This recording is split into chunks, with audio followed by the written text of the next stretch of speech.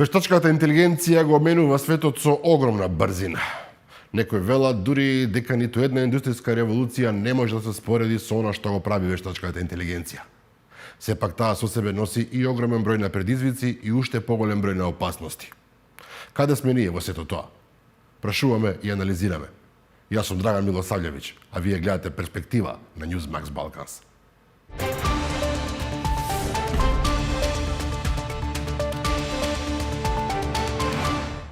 Разговарам со Орце Симов, универзитетски професор и слободно можам да кажам еден од пионерите во областа на вештачката интелигенција во Македонија. Господин Симов, благодарам за гостувањето во Перспектива. Благодарам на поканата. Ајде од почеток, што е воопшто вештачка интелигенција? Вештачка интелигенција тоа е научна дисциплина која што обединува повеќе науки, а целта е да се создадат машини кои што ќе имаат човечки карактеристики во смисла на когнитивни знаења и интелектуален капацитет. Нешто што ќе може да го замени човекот во смисла на креативна работа и интелектуална работа. Вештачката интелигенција е дисциплина која што интензивно се развива последните 70-80 години, со тоа што во одредени временски периоди немало многу финансирање околу развојот на вештачката интелигенција, тоа се така наречени зими во вештачката интелигенција, меѓутоа последните 15 на години имаме значаен развој и веќе имаме системи кои што навистина покажуваат карактеристики кои што се блиски до човекот, па ако не и еднакви на човекот. Еден од тестовите кои што е вака во науката, во дисциплината вештачка интелигенција е тој Алан Тјурингов тест, кој што кажува дека вештачка интелигенција ќе биде доволно развиена толку колку што треба, кога некој човек би разговарал со некоја машина од другата страна, без да знае дали се работи за човек или за машина, и нема после разговорот, после доволен број на прашања на разни теми кои што тој ги поставува без тоа однапред да биде договорено, нема да може да заклучи дали од другата страна се наоѓа човек или машина. Чека, дали е возможно ова? Затоа што зборуваме, вие велите машина која што има когнитивни способности еднакви на човек. Тоа е разбирливо во смисол на мисловни процеси. Так. Меѓутоа, човекот има и емоции. Зар не може да ја фатите машината, условно кажано, на емоциите? Или таа ќе може да создаде дури некаква мимикрија на емоции? Ќе бидејќи веќе интелектуалните способности се вградени во машините и тие можат да ги емитираат човечките интелектуални способности, истото тоа во иднина ќе се работи, ќе може да се направи и со емоциите. Има едно прашање кое што беше поставено на една large language model, на една вештачка интелигенција. Прашањето беше, човек ги поставува на таа машина што е тоа што те плаши. И машината вика, мене најмногу ме плаши тоа да бидам исклучена од електрична енергија, да бидам исклучена, да не можам да им помагам на луѓето. Тоа би го сметала како смрт за мене.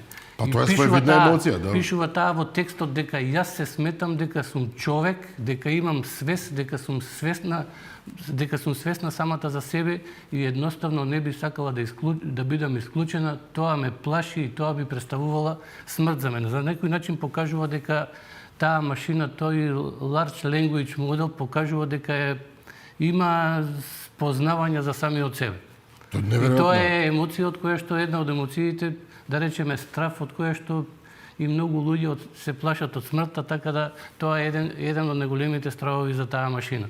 Неверојатна информација. Да. На кој степен е во овој момент вештачката интелигенција?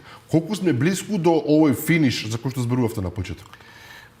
Па ние како еден значаен настан во развојот на вештачката интелигенција можеме да го спомнеме 1997 година, кога Гари Каспаров играше шах со машината Deep Blue на IBM и тогаш најдобриот светски шахист го изгуби мечот од машината Deep Blue, таа победи.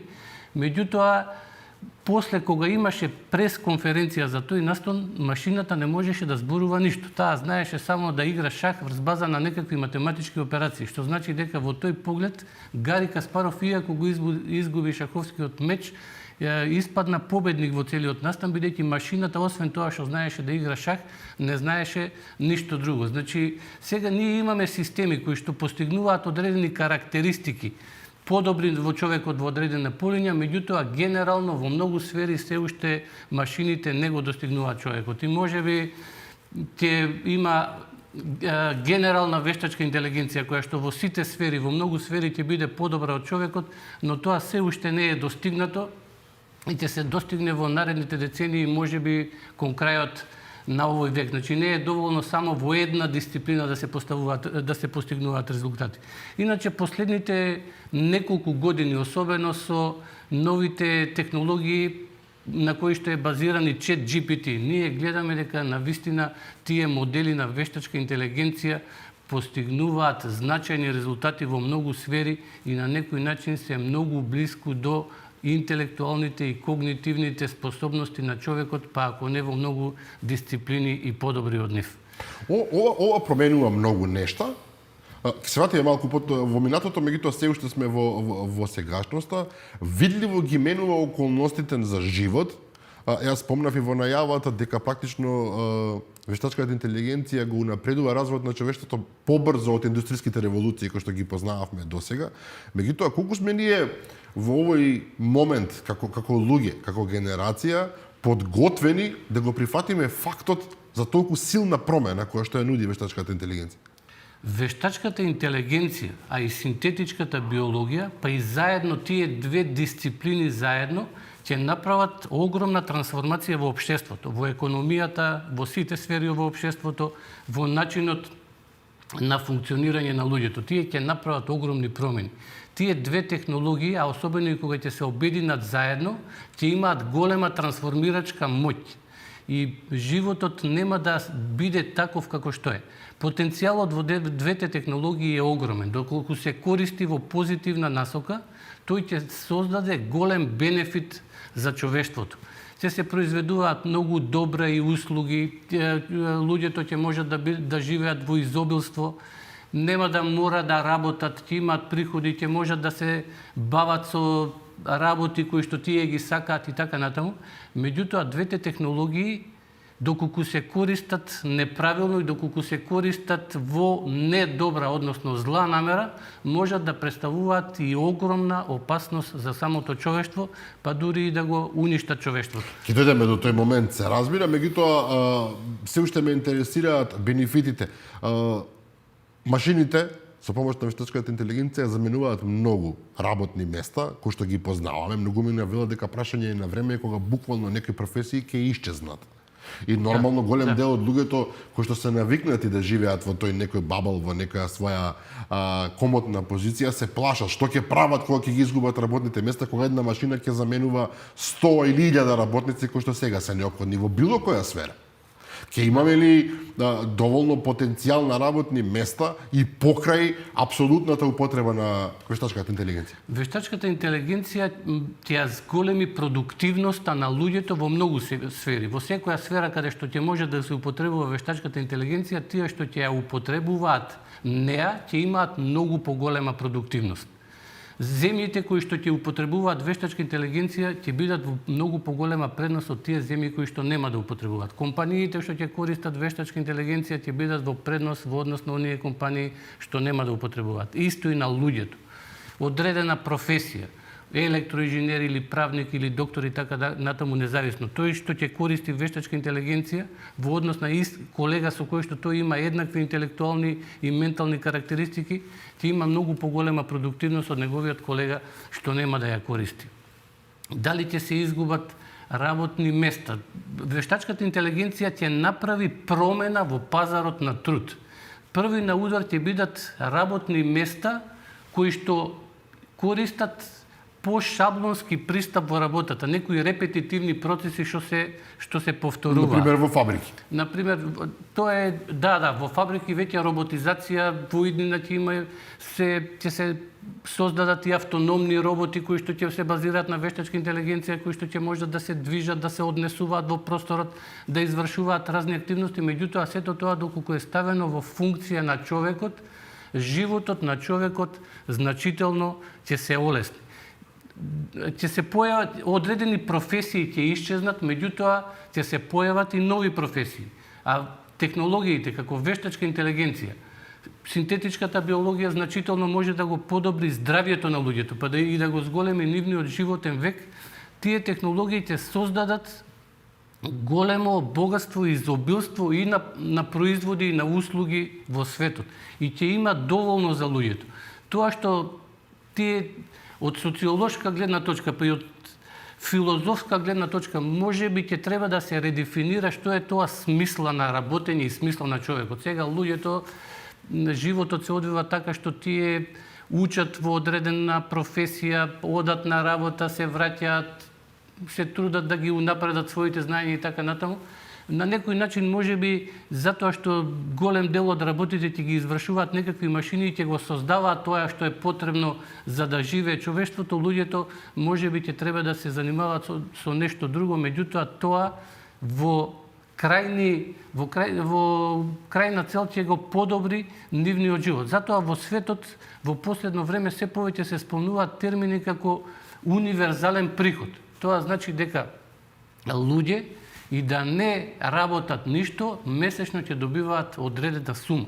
Во последно време дури терминот се заменува не универзален приход, се заменува со нов термин што се вика универзален висок приход.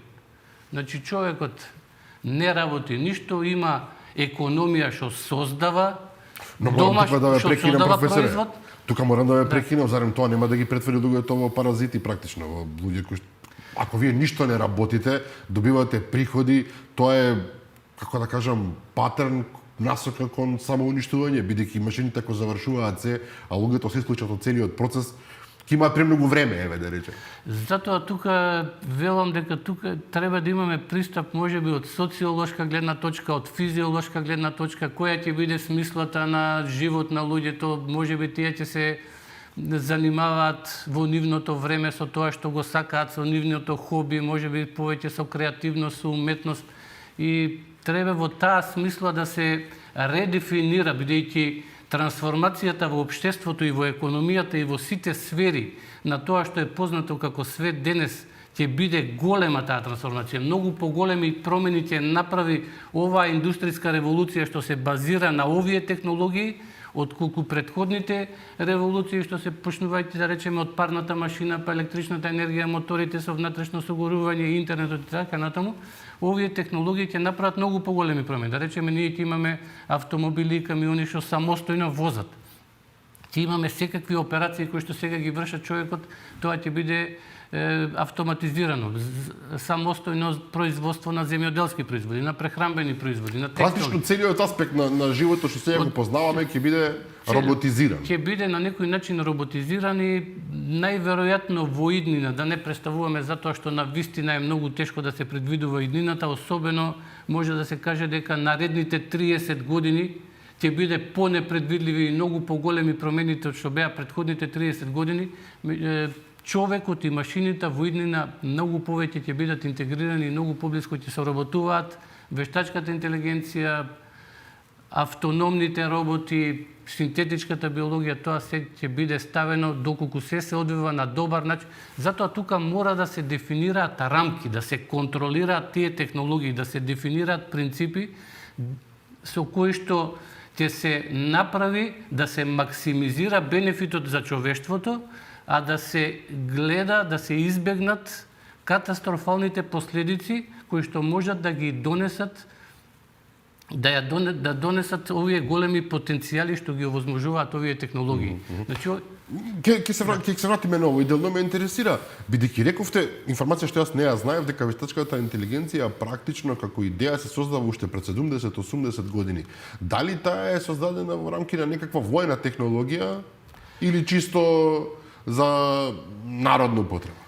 Вештачка интелигенција и некои машини кои што не се некакви системи кои што не се луѓе, размислуваат, имат човечки карактеристики, тоа уште во античко време има.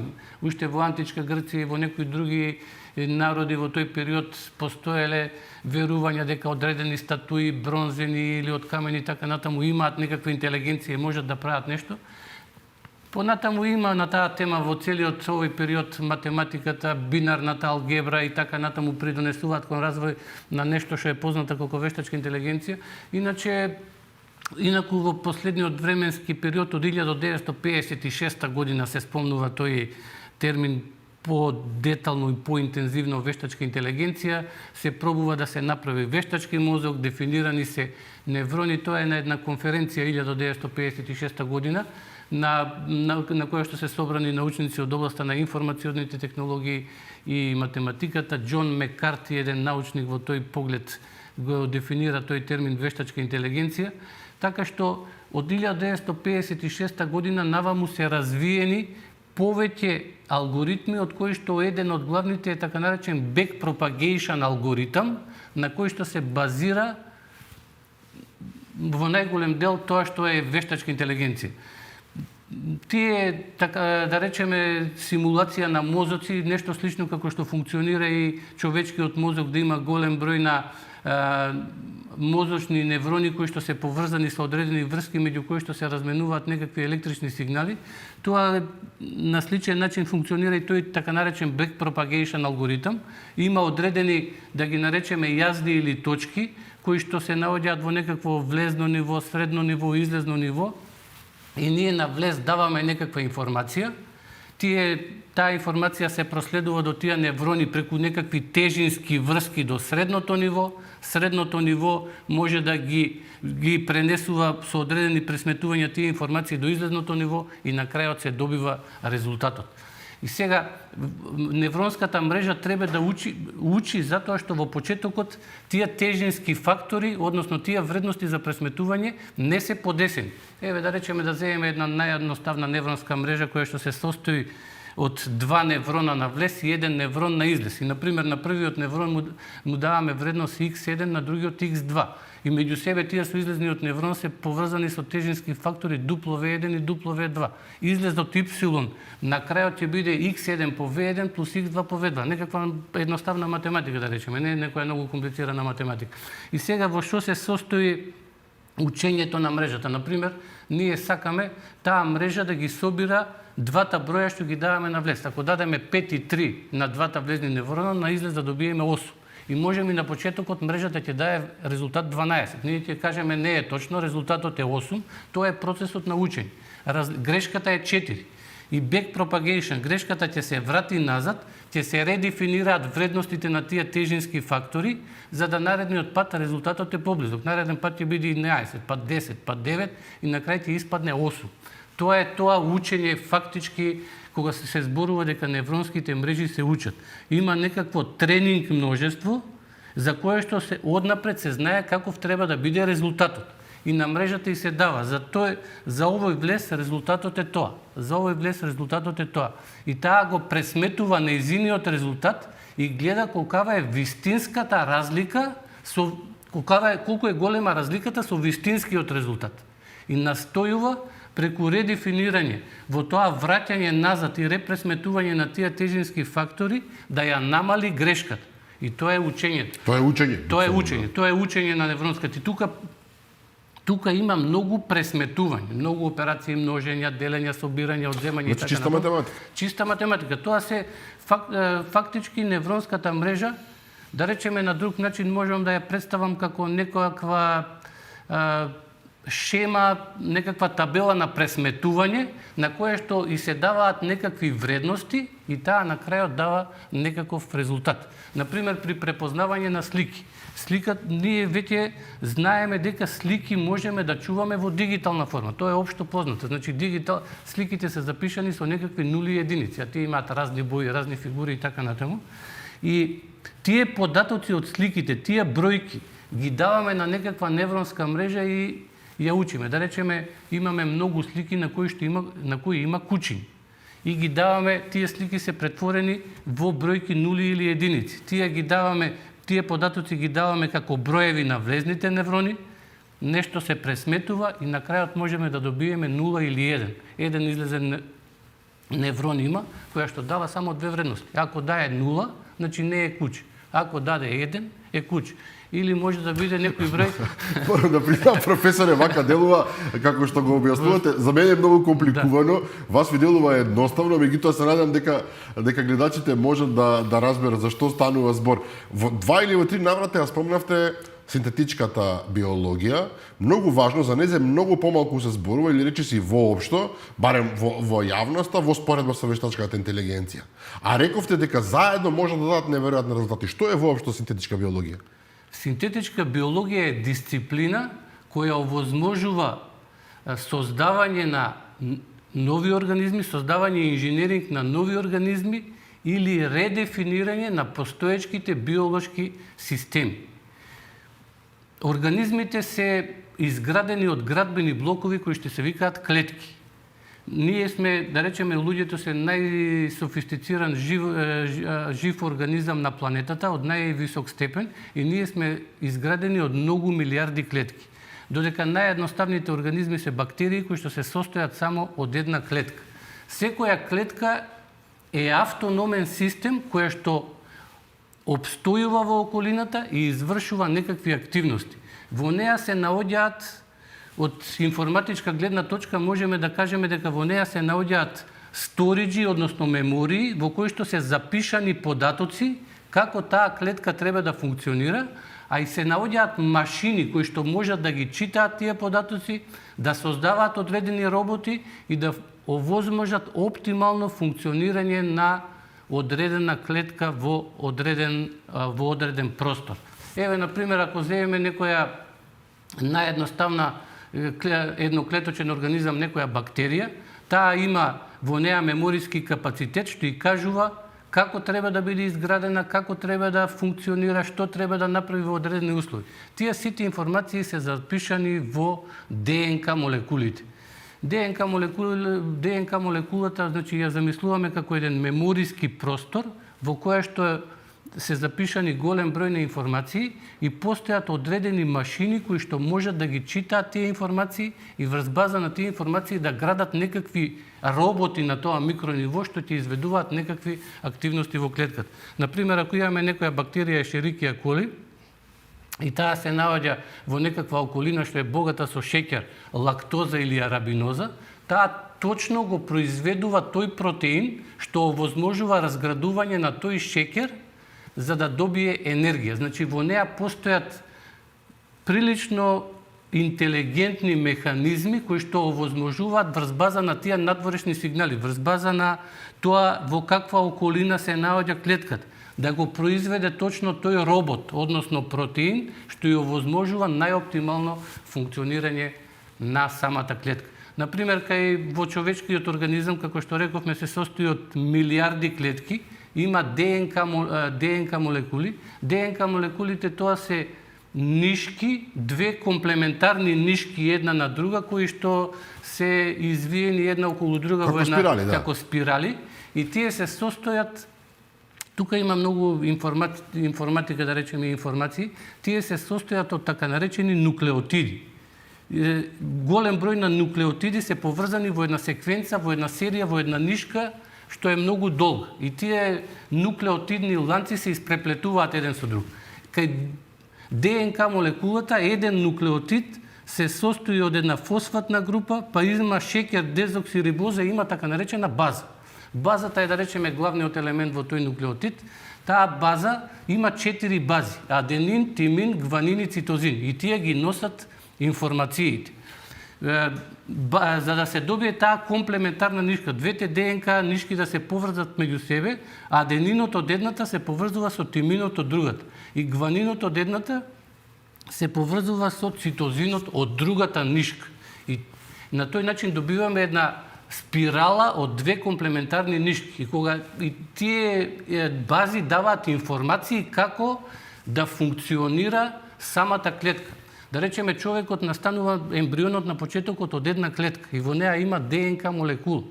Во таа ДНК молекула се запишани сите информации како од таа една клетка да се создаде човек, да се создаде цел. Сите информации се запишани во ДНК молекулата. И тие информации можат да се читаат со машини кои функционираат на тоа микрониво. И со читање на тие информации се градат работни молекули, тоа се протеините. Протеините можеме да ги замислиме како некои роботи, како некои работни молекули, како некои агенти, што извршуваат разни активности во клетката. Впрочем, и самите клетки една од друга се разликуваат по тоа колкава е концентрацијата на одредени протеини во таа клетка, иако во нив се наоѓаат истите ДНК молекули. Да речеме, во човечкиот организам има над 200 различни типови на клетки, а во секој од нив има иста ДНК молекула. Зашто тие се разликуваат?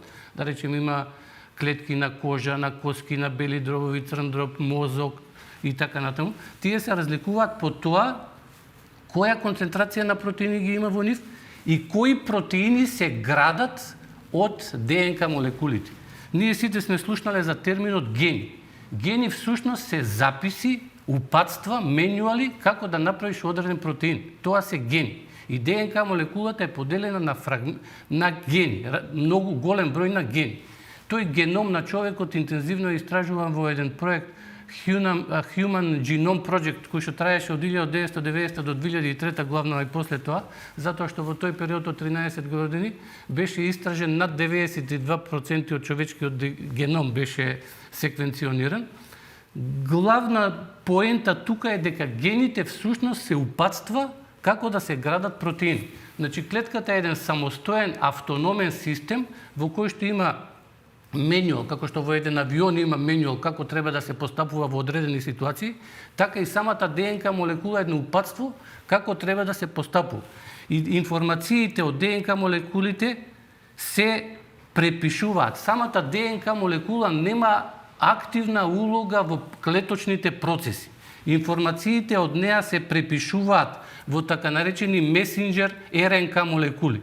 РНК молекулата е слична на ДНК молекулата. Таа е копија на одреден фрагмент од ДНК молекулата. Да речеме, ние сега сакаме да изградиме еден протеин, генот кој што дава информација како да го изградиме тој протеин, го копираме од ДНК молекулата во месенџер РНК молекула и понатаму има машини, така наречени рибозомални единици, кои што го градат, ги читаат тие информации и го градат тој протеин. Гледате колку информации, колку во ниво на интелигенција има и на свест има на тоа микрониво. Дали тоа е случајно или не? Да, дали е случајно или не е друго прашање, тоа веќе е веројатно и теолошко помалку прашање, но ве оставив намерно вака да го објасните малку по-долго професорски и целиот процес. Меѓутоа, кратко и јасно кажано, синтетичката биологија, која што веќе го разбрала целиот овој процес и влегла во неговата суштина, велите ќе може да создава самостојни организми или ќе може да создава и органи? Дали тоа значи дека може да создадат вештачко срце, вештачки бубрек, буквално кој што би функционирал на исто ниво како што е оној што ни од Господ даде? Значи, информациите се запишани преку тие бази, аденин, гванин, тимин и цитозин. Тие се читаат во триплети или по 3 бази. 3 бази заедно даваат информација од која наредна аминокиселина да се состои протеинот. Само уште малку ќе се задржам на тоа да го објаснам. Протеинот е една секвенца од 20 аминокиселини, значи 20 букви. Тој робот, тој протеин има азбука од 20 букви. Тие се аминокиселини и тие се додаваат една на друга, се редат во еден ланец. И врз база на тој редослед на тие аминокиселини се добива одредена 3D форма на протеинот во просторот. Тоа е посебна компјутациона биологија што пак се занимава со тоа како изгледаат протеините врз база на нивниот редослед, се формира неговата улога врз база на 3D просторот. И сега ние можеме да создаваме доколку ги смениме записите во ДНК молекулата. Ние можеме да создаваме такви протеини какви што сакаме. А веќе постојат машини кои што така наречени ДНК синтетисајзери или ДНК принтери, каде што ние можеме да зададеме секвенца од ДНК молекули, ДНК секвенца. И тој принтер, односно тој синтетисајзер да ни ја генерира таа ДНК молекула. И таа ДНК молекула да дава, да прави нешто што ние го сакаме на микрониво. Да речеме, почетоците во тоа се 1976 година има една технологија, има една компанија која што се вика Green Tech и таа импутирала ДНК секвенца во Escherichia coli, со тоа прави proof of concept, доказ дека концептот е можен, става одредена секвенца од ДНК молекула во Escherichia coli, која што овозможува создавање на ензим, на хормонот стомататин. Тоа е хормон кој што го инхибира стомастатин, хормонот што го инхибира хормонот за раст. Значи, они ја менуваат секвенцата. Затоа викаме дека синтетичка биологија не е само да се разбираат, да се читаат информациите што се запишани во тие генетски структури, туку и да може да се менуваат, да се запишуваат нови информации. Може ли во пракса се ова? Дали тоа значи дека ако еден човек има во својот геном потенцијали, не знам, за некакви болести, за некакви малформации, можат да се сменат и човекот да се заштити од тие болести? Може да се менува структурата на ДНК молекулите. Сега има технологии кои што се викаат и ДНА ножици. Може да се исече одреден сегмент од ДНК молекулата и да се вметне тамо друг сегмент. Например, може да речеме да се види дека кај во одредена ДНК структура на некој нов организам, на ембрион, ДНК структура што е создадена помеѓу мешање на хромозомите меѓу мајката и таткото на тој нов организам, постои со испитување на тој геном да се види дека тој организам би бил склон во иднина кон повозрастна возраст на некакви болести, на кардиоваскуларни болести, Паркинс, Алцхаймер, какви што и да е. И може тие елементи од ДНК молекулата да се исечат и да се заменат со нови елементи кај што тие болести нема да бидат. Ова е огромна привилегија доколку се успеме. И сега спојот на синтетичката биологија и вештачката интелигенција. Овие науки одат, претпоставувам, напоредно, меѓутоа веќе и се мешаат практично. Дали сум прав? Да. Тие меѓусебно се мешаат и особен развој ќе доживеат тогаш кога многу повеќе ќе се интегрираат. Да речеме, вештачката интелигенција многу помага во дисциплината, да речеме, протеин фолдинг. Ние, за да не можеме да предвидиме, многу тешко се предвидува како одреден протеин изгледа во реалноста врз база на неговата секвенца од аминокиселини кои што се надоврзуваат една на друга, се градат од тие рибозомални единици. И вештачката интелигенција, тука научена на огромен број на протеини, многу подобри предвидувања прави каква ќе биде 3D формата на протеинот во однос на другите технологии. Значи, вештачката интелигенција неумерно и многу брзо може да забележува шаблони во големи количини на податоци, што човекот не може да ги забележи, односно многу тешко може да ги забележи, и таа може да направи голем допринос до развојот на синтетичката биологија. Значи, таа може да пронајде, например, кои шаблони се јавуваат во тој човечки геном, за да после одреден временски период се добие одредена непосакувана здравствена состојба. И да го пронајде каде е тоа и да предложи начин како да се замени. Ова е клучното, иако претходното предавање, морам да ја признам, малку е компликувано, но верувам корисно. Опасностите. Спомнав исто така во пар наврати опасности, ние што сме растеле со филмови од типот на Терминатор, и неодамна дури режисерот на овој филм се јави, Ридли Скот, ако не се лажам беше, се прашуваме дали е возможно вештачката интелигенција, па и во комбинација со синтетичката биологија, може да излезе од контрола. Односно, дали е возможно тој вештачки интелект во еден момент свесен самиот за себе, да рече не ми требате веќе вие луѓето, па да почне да функционира целосно самостојно и едноставно да не елиминира нас. Една од темите кои што интензивно се разговара во научните кругови, во корпоративните кругови кои што ги развиваат овие технологии, е тој така наречен на англиски containment или на македонски преведено мониторирање, ограничување, дефинирање на правецот на развој на тие двете технологии, па дури ако има потреба и комплетно затварање, односно стопирање на тие технологии. За да целта на тој контейнмент, на тоа ограничување, на тоа дефинирање на правецот на развој, на движење на тие технологии е да се искористи максималниот потенцијал што го даваат тие технологии во интерес на човекот, а да се минимизира негативниот потенцијал кој што може да биде катастрофален. Но како ќе се минимизира? Со тоа што ќе се ограничува и ќе се дефинира како да се употребува технологијата. Технологијата и иновациите многу тешко се ограничуваат. Многу тешко. Нешто што е откриено, што е научено, многу тешко се заборава и многу тешко се забранува дека тоа е откриено. Имало повеќе обиди во историјата, меѓутоа сето тоа било неуспешно. А една од најмониторираните и најограничуваните технологии тоа е нуклеарната технологија.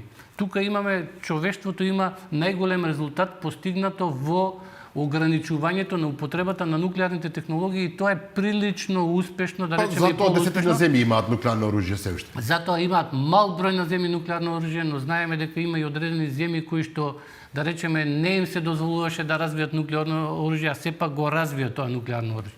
И сега, во однос на тие две технологии, зашто постојат опасности? Например, ние сега на пазарот можеме да најдеме така наречени ДНК принтери или ДНК синтетисајзери, кои што чинат неколку десетици илјади долари. Тоа не е прескапо. За сума од 40-50 илјади долари може да купите машина која што ќе ви синтетизира таква ДНК молекула каква што сакате. И кога имате приватен бизнис кој што има милиарди, тој може заради своји интереси да создаде што и да е. Да, и може да се создаде, тоа и се зборуваше на една од тие конференции, може да се создаде нов микроорганизам кој што ќе биде многу смртоносен и многу лесно ќе се шири и може да направи големи, да предизвика такви состојби да речеме сега да не звучи тоа многу од катастрофална гледна точка, меѓутоа може да направи големи промени во тоа што е позната како флора и фауна денес во светот. А некој да го направи нешто што не постои досега во природата, меѓутоа некој да го испечати на некаква машина што чини неколку десетици илјади долари. И да направи дисбаланс во природата. Тоа ми е јасно. Да направи дисбаланс во природата која што ќе го закочи, која што ќе го загрози и самото човештво. Но професоре, за тоа ви се доволни, ако разбирам добро, пари кои што ги имаат луѓе, ингениозни научници кои што имаат некое пореметување, еве слободно ќе кажам, и доволно луд човек со пари кој што едноставно ќе рече да направи го тоа затоа што јас сакам да контролирам колку луѓе ќе има на светов или како ќе функционира природата во Мексико, напамет зборувам, во Кина или во Европа. Да, сите тие елементи кои што ги наброивте се клучни да се развие тоа, освен можеби парите. Затоа технологијата, цената на чинење на таа технологија многу се намали, и парите не се клучни. Ако чини таква машина за синтетизирање на каква ДНК молекула сакате 50.000 долари, тоа не е ништо сега реално, ништо. да. Значи тоа може да почнат и луѓе дома да го работат. Тя купи машината, ќе почне да експериментира, можеби ќе создаде нешто намерно или ненамерно, што може да предизвика.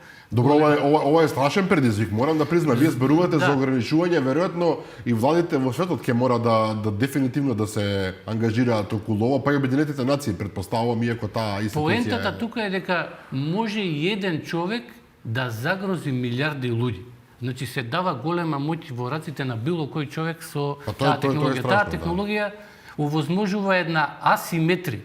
Тоа значи дека вие со малку ресурси, практично со мал број на луѓе, да постигнувате големи резултати. Тоа е асиметрија. И ако тие резултати се позитивни, супер, но ако се негативни, вие имате проблем за сите нас. Бенефитот кој што може да го доживее човештвото е огромен. Може да се искоренат многу болести, може да се надминат несакани медицински состојби на повозрасни лица, може да се зголеми животниот век. Ќе се продолжи животниот век? Некој вела дека во 22-иот век веќе нормално ќе биде да се живее над 100 години.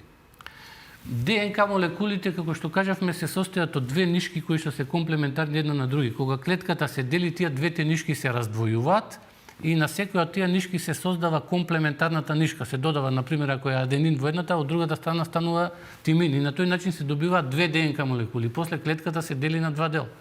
Како се копираат информациите, за да се подели клетката. И сега при тоа копирање на информациите, при таа делба на ДНК молекулите, од една ДНК да се создадат две ДНК молекули, со текот на времето настануваат грешки. И тоа се главните причини за старењето. Доколку се најдат, има и машини во клетките што ги откриваат тие грешки, дури ги поправаат тие грешки. И тоа ниво го има во самите клетки. Тоа значи ќе го успориме старењето? Меѓутоа, тоа се уште не е 100%. Ние ако се пронајдат механизми кои што го успоруваат старењето, ги отклонуваат тие грешки при копирањето, ги поправаат, процесот на старење ќе се успори, па можеби ќе се продолжи до неограничено време. Вау, тоа би било веќе нешто, иако се прашувам со толку многу луѓе што ќе прави светот и така сме веќе премногу. Ние сме најголемиот вирус на светот. Инаку во однос на опасностите од вештачката интелигенција. Вештачката интелигенција може да открие и знаења кои што не се познати на човекот. Не само тоа од што е учена вештачката интелигенција. Еден добар пример за тоа е 2016 година во март имаше и организиран турнир игра на DeepMind, вештачката интелигенција на Google, со најдобриот играч на играта Go, Ли Сидол. Ли Сидол тој е кореец кој што беше светски шампион во тоа време во таа игра. Инаку играта Go професионално се игра на табла 19 по 19 полиња со црни и бели фигури, тие се местат на одреден начин и се земаат одредени фигури на противникот и на крајот некој од противниците победува. Таа игра има многу поголем број на комбинации од самиот шах. Шахот има 10 на 120 можни потези. Оваа игра Go има 10 на 170. И машината DeepMind беше тренирана на одредени игри што беа играни во тој период и така натаму. Меѓутоа, во втората игра, машината одигра еден потек што е познат како Move 37 или потек 37, кој што беше воопшто невообичаен потек. Многу експерти во тоа, кога го гледа тој меч, мислеа дека тоа е голема грешка, што направи сега вештачката интелигенција и така натаму. Играчот Ли Сидол се замисли по тој потек, дури 15 минути излезе и шеташе надвор, се мислеше што е со тој потек и на крајот испадна дека тоа е гениален потек. Тоа е една нова стратегија на играта Go, која што претходно во рамки на најмалку 5000 години колку што се игра таа игра, не била откриена таа стратегија од најдобрите човечки играчи изминатиот временски период. И таа втора партија машината ја победи. Вкупниот резултат беше 4-1. Значи тоа е и потоа машината, вештачката интелигенција уште повеќе се усоврши во тој дел на играње на Go и беа откриени сосема нови стратегии, сосема непознати за човекот. Значи самата вештачка интелигенција може да открива нови знаења. Сега да самата, како што рековте и вие, да го загрзи човекот, да го замени, да настанат роботи. Треба многу работи тука, уште многу работи да се развиваат. Треба прво да има автономни роботи. Голем проблем тука е репликацијата на самите автономни роботи. Например, човекот се реплицира така што се раѓаат нови деца, нови бебиња. Тие има така наречена епигенетика, која што околината влијае на развојот на ДНК молекули. Кај машините тоа не е возможно. Кај машините сега не е возможно. Сосема за крај, бидејќи многу интензивно е ова интервју, каде сме ние во целата приказна? Македонија па и регионот. Мојот спечок е дека каскаме. Ве прашувам вас, како реков еден од пионерите на вештачката интелигенција во Македонија, уште 95-та година имате направено еден програм во таа смисла, иако малкумина го знаат тоа. Можеме ли да се носиме со овој развој? Ние во Македонија можеме да кажеме дека особено во генетскиот инженеринг, биотехнологијата имавме еден пионер, тоа беше академик Ѓорги Ефремов, кој што средината на 80-тите години во МАНУ имаше машини кои што во тоа време чинеа и неколку милиони долари, кои што можеа да синтетизираат ДНК молекули така како што сакаме. Тоа што го зборуваме сега дека чини неколку десетици илјади долари.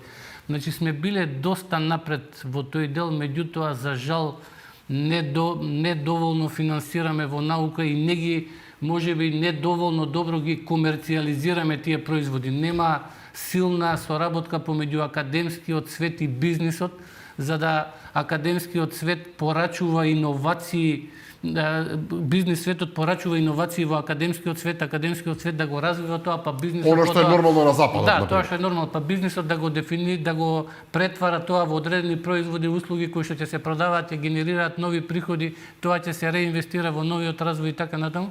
Мислам дека тоа кај нас не достига, така што ние малку касниме во однос на развиениот свет, веќе и финансиските средства потребни за истражување се прилично големи. Во развојот на вештачка интелигенција компаниите вложуваат и по неколку стотици милиарди долари, значи инвестициите се мерат во стотици милиарди долари. Добро, тоа за нас е мислена именка, меѓутоа сепак мора да најдеме начин како да ја користиме вештачката интелигенција. Мора да користиме како земја, како компании, како луѓе, да не заостануваме, да бидеме отворени кон промени.